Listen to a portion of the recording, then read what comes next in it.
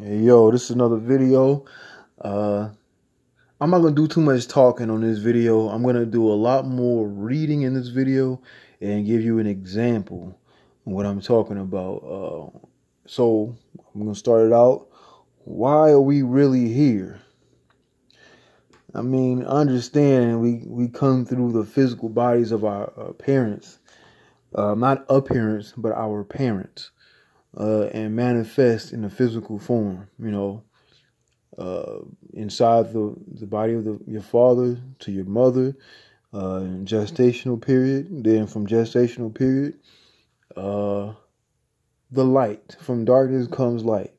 So, okay, I don't want to do too much talking, and I just want to get right to the information. The information is way more important too, also, so you can always see what I'm saying. To sum it up. From what I'm going to talk about, or what this video is going to be about,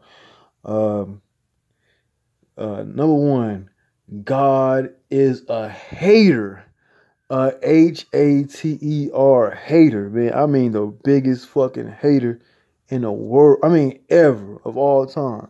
You're like, what are you talking about? How can God be a hater? He's the maker of all these things. Yeah, you don't realize like what this motherfucker like. Look at mythology and look at all myth. Like, I'll try to get my hands on as much mythology as I can if I get time to read. When I do, from not doing what I'm doing, I'm always trying to improve or understand certain things. So I've read this before in time, and I'm going through a lot at this moment in time. I've been through a lot more, you know what I'm saying? But it's just like when you're trying to get through a gate and or whatever you're trying to get through, and there's always something blocking you. You know what it is when you do your studies and you really know, you see what's around you and how all the bones or the dominoes are falling in certain places, and you're always trying to find ways around it. That's nothing short of being a deity. So me, I'm like, fuck God, you know what I'm saying? I don't care who don't like it. God don't like me. So how you feel about me, that don't mean shit to me. Like, if you watching this video and you don't have a clue what I'm talking about, well, go to the next video or whatever. But I'm getting what I need to get out for the people that's really out here doing the work.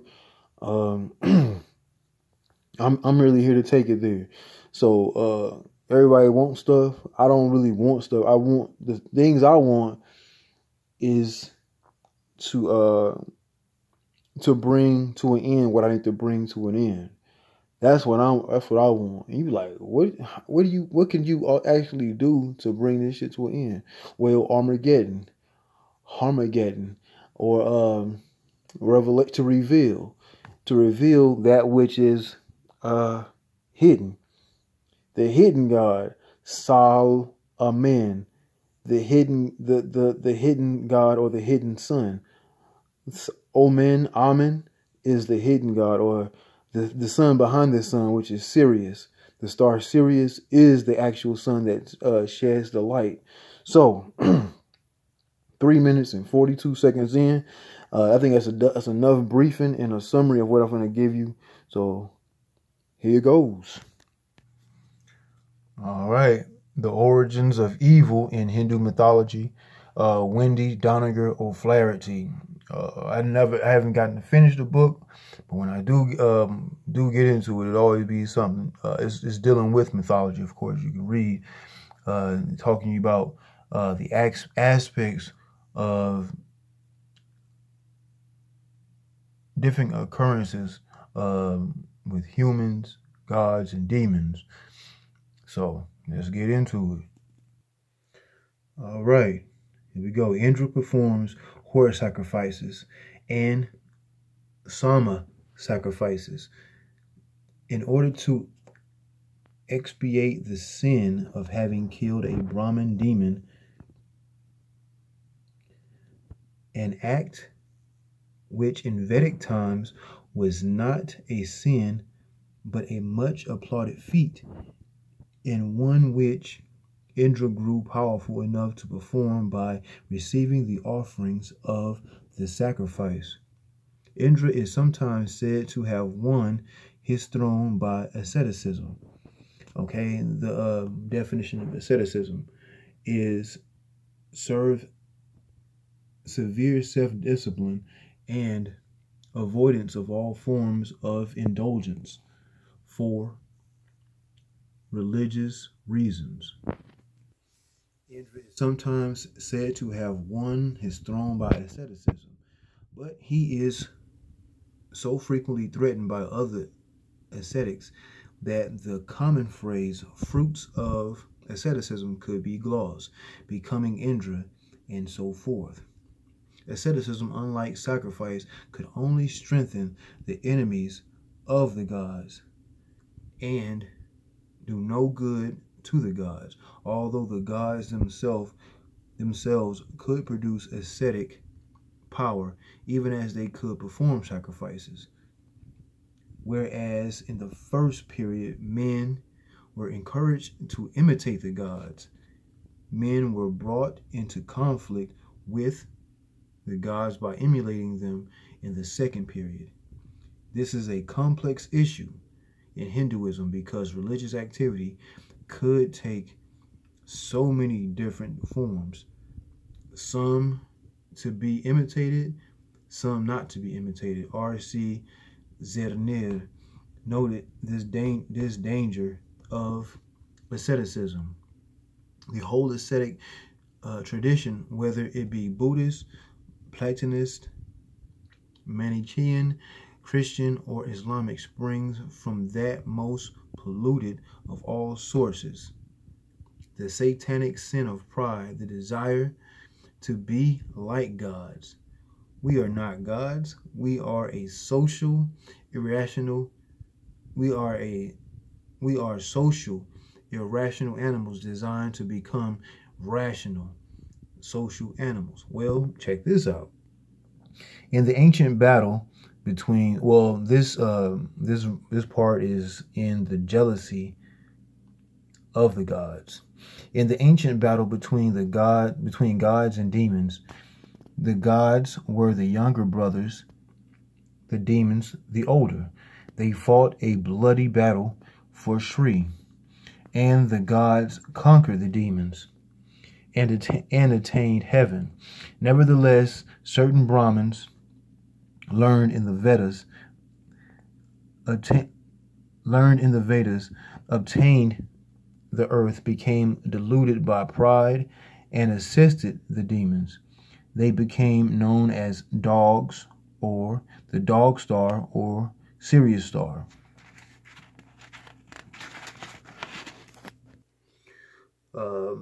In the jackals, 666 omen, dog star, or Sirius star. Remember in the movie The Omen, he was born of a jackal.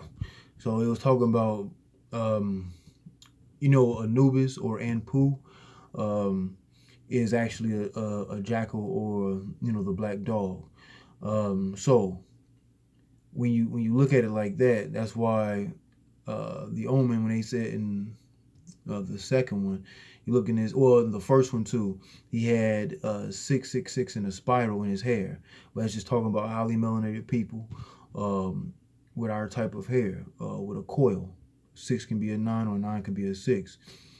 So jackals and the gods killed 88,000 of them for those evil ones who oppose Dharma, undying truth. That's what Dharma means. Are to be slain as the gods slew the venomous demons. The Hindu gods at first appear to be jealous in their ambivalent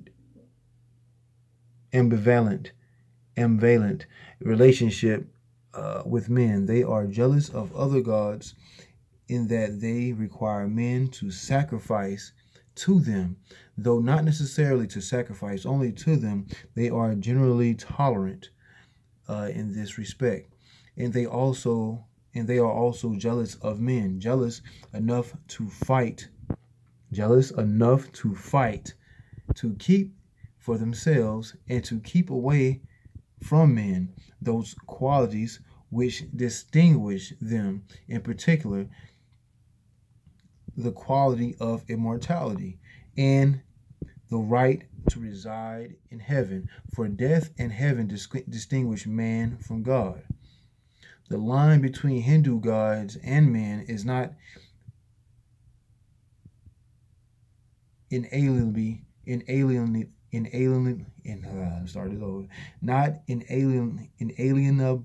fixed. There it goes. The elusive quality of immortality may be purchased or stolen like any other treasure.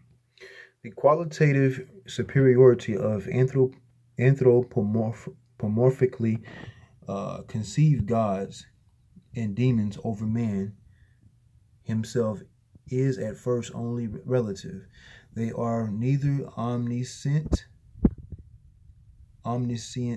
nor omnipotent, nor necessarily eternal. However, they often have the ability to secure their glamorous existence by means of magical food and drink which they have reserved for themselves, much as human lives may be prolonged by the magical potions of the medical man. So medical man, read priest for medical man. So exchange the word priest for medical man. And the reason for the persistence of this kind of mythology in Hinduism is obvious. Throughout the Vedas, the gods jealously refused to share the Sama with the demons. In the Mahabharata, when men began to threaten them, the gods refused to share the Sama with men.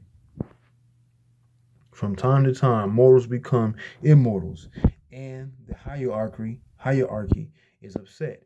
This creates in Indian mythology the circumstance that mortals come up to heaven and trouble the gods. In contrast, for example, with the Greek where the gods usually interfere in the affairs of men on earth. For just as the gods oppose the demons because gods and demons are alike, so they compete with men because they fear that men too may be no different from gods. Oh, shit. Listen to what they said. So they compete with men. Why would you want to compete? Because why? Because a man can raise himself to immortal too. That what they say in the Bible, thou shalt have no other God before me. But they say the face of God is the God pineal, right? It's an extreme contradiction. Extremely. So they compete with men because they fear that men too may be no different from gods. The exception, remember what we read earlier. Okay, I'm thinking about it while I'm reading. So think about this. Didn't they say the demons were a lot older than the gods? Just like the parents, if you go to Sumerian or Necronomicon or Akkadian mythology, Tiamat and Kingu were the parents of Marduk. Fuck Marduk anyway, just like I say, fuck God. But Marduk ended up breaking out of the womb of the great mother Tiamat and ended up killing his parents and ended up ruling instead. So as humans, we have the body of Tiamat, the blood of Tiamat, and the body of Kingu. Just like you eat the body and the blood of Jesus when you go to church on every first Sunday, same thing. But they have you eating from a god or the son of God, and it's like the same story as Zeus. Zeus's son Hercules was half god and half human because Zeus would have sex with mortal women down here. So, but anyway, so that's how I'm trying to not get you to understand, but see where I'm coming from, because you can, if I say looking at different mythologies, they damn near have the same stories, just different characters and some slight differences. The exception to this general rule is the avatar. The avatar is look at yourself. Okay, remember, you are an avatar, primarily associated with Vishnu, though Shiva also has avatars usually called Svar, Svarupas, forms of himself, and often appears in disguise as a mortal. But the avatar is temporary and playful, undertaken in a spirit of play, lila, or illusion. Maya is what? The illusion. The illusion is Maya, so the illusion is the brain. Moreover, avatars usually occur in response to a challenge from a mortal or demon who has usurped divine powers and reversed the avatar process. This transfiguration of a mortal, known as Aropa, is regarded as a danger in pre-Bhakti texts, which pit the gods against virtuous demons and men, but it comes to be regarded as a desirable process in later Bhakti texts, which assume that God loves man and wishes and assumes that God loves man and wishes to help them find salvation. Get the fuck out of here. Hold it now. The concepts that the gods are sometimes jealous of mortals occurs in Indian tribal mythology. The Agariya believe that the loss of the Golden Age and the age of the Agariya kingdom were due to the jealousy and subsequent treachery of Bhagwan, the Lord. The Marias, get this straight, you can see the Marias consider the gods to be both jealous and petty-minded. Remember, they say God is a jealous God, shall now have no other God before me. So you're supposed to be worshiping. The gods want you to worship, but you're supposed to raise yourself up. You're an avatar to raise yourself up.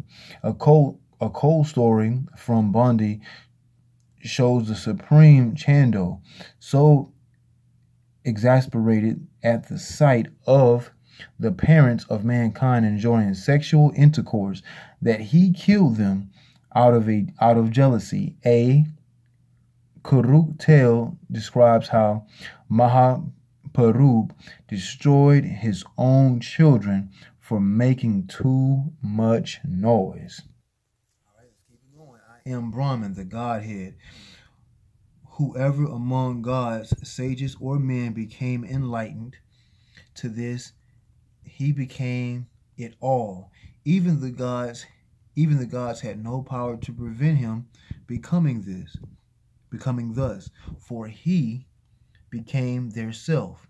But whoever worships another divinity, that means another god or a so-called creator, the creator of this illusion or Maya, is like a sacrificial animal. So the gods look at you like a sacrificial animal when you worship them. For the gods and each person is of use to the gods, just as many animals would be of use to a man. Therefore, it is not pleasing to those gods that men should know this. I wrote like, oh shit, we showing something, we getting somewhere. Remarks on this text that the gods exercise their mastery against men, but only against the man who does not have knowledge. They playing tricks with you. My mind playing tricks on me. Don't. Yeah, that's what they do. Apparently, Sankara thereby infers that the gods would not oppose the truly enlightened man. Yet the text infers that the gods would not. Okay, all right, let's write that line.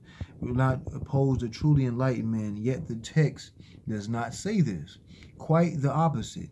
Attitude emerges from the very text that Sankara cites in this same context, as Vyaza says, by rituals one reaches the rituals, one reaches the world of the gods, and the gods do not wish that there should be upward mobility for mortals. Just be a mortal man. Why? I'm destined for greatness, and you can't stop me. Therefore, they make obstacles to their knowledge. Obstacles to their knowledge for them to raise themselves up. So you to get the information, they gonna put roadblocks in your way. Remember this: the Brahmins, the Brahmanas present many examples of the beginning of the second stage of religion, that the gods fear or simply dislike men. The gods secrete themselves from men or withdraw them in pique. Pique means a feeling of irration or resentment resulting from a slight, like I have slight against you, I don't like you, especially to one's pride. All right, this is where it gets really kind of crazy and juicy. For real, the gods want to keep heaven as a private club for themselves, and this is tantamount. Tantamount means virtually the same as to keeping men on earth or in hell, torturous, or you being tortured, torturous in Greek mythology, torturous, keeping men on earth or in hell, hell on earth. The Mobb Deep had an album, the third album, called Hell on Earth. Okay, one Brahmana text states that the need for a distinction first caused the gods to seek immortality. At first, the gods were like men. They wished to dispel need, evil, and death, and to reach the place of the gods, and they did. Evil and death leave the gods and enter mankind. So watch this. All right, so I went, I knew what I was looking for. So I was like, hey, I had to find it. When I did find it, everything I read to you, I had to find it again, and I knew something was going to follow up behind it. So the transfer of evil from the gods to man. Thus the gods create forms of evil that trouble mankind forever after. Sometimes, in order to free the gods themselves from sin, inherent in many creation myths is the belief that certain human troubles originate within the physical essence of the gods and might have remained outside the sphere of mankind had not the gods elected to inflict them on mortals, to transfer these troubles from themselves to mankind. This theme recurs in many myths in which evil, moha, kalmasa, papa, or a particular sin like Brahminicide, or Brahminicide is like to kill off the Brahmin or the priestly deity or the priestly demon, like pesticides to kill off. Conceived as a physical entity like karma, or a particular sin. Read to the next line. Conceived as a physical entity like karma. Make sure I'm in the right spot. Yeah. Conceived as a physical entity like karma, arises in a god who is often forced to rid himself of it by transferring it to men or women. This is the reverse of the motif rare in Hinduism, but found in the later Bhakti myths, in which God takes upon himself the sins of mankind, and it forms a bridge between two related but contrasting ideas of evil, that God creates evil against his will, and that he wishes to create it. The myths of transfer form a mediating corpus. For although God does not wish to have evil arise in the first place, once it has been established, he willingly creates it for mankind in order to free himself of it. Oh man, you greedy motherfucker. Since in the post-Vedic corpus, men do not necessarily fight on the side of the gods, men can at least serve as a convenient dump for celestial moral garbage. So I'm going to give you an example of when we trying to figure out why we're here and what goes on. Check this.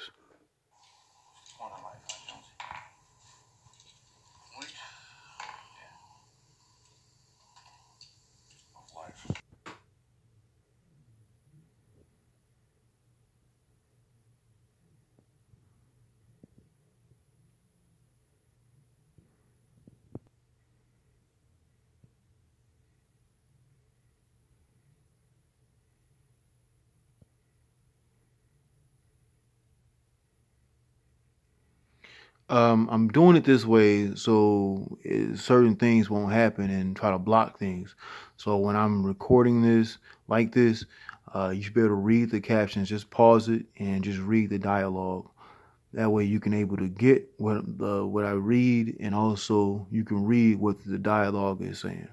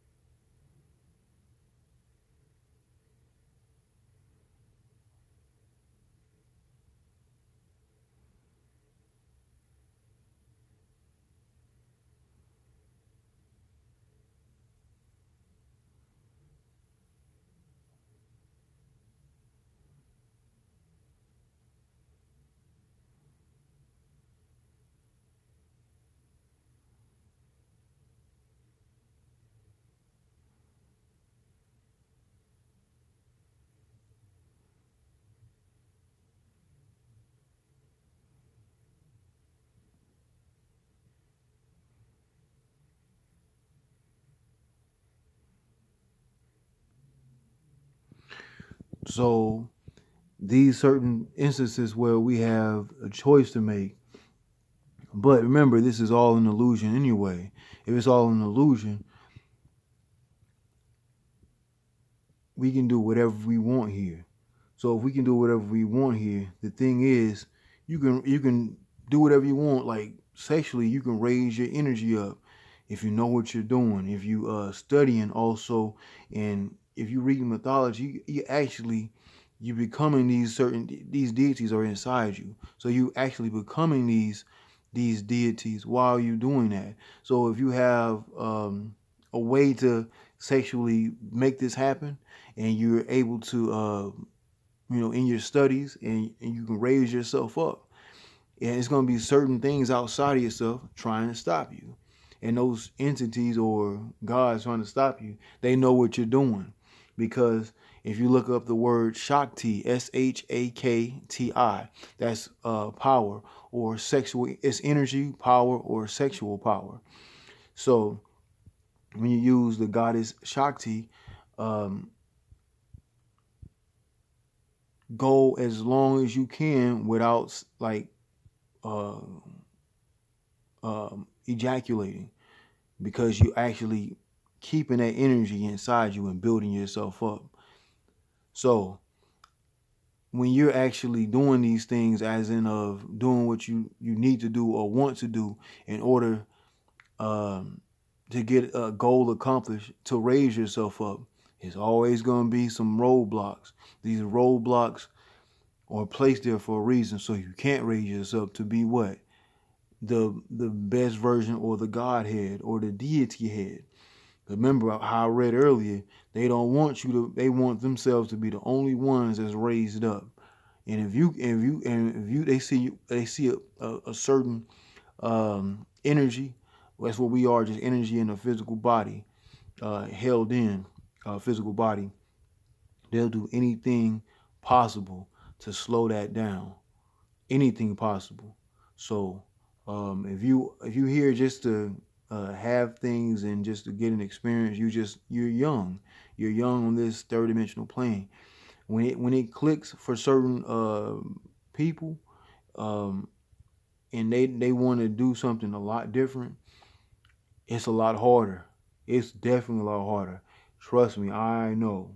It gets harder day by day, but it's gratifying knowing that something outside of yourself that is deemed that is as powerful. But when you don't worship that or give energy to that so-called God gets angry and wants you to be under the foot of that God. So it becomes a constant struggle.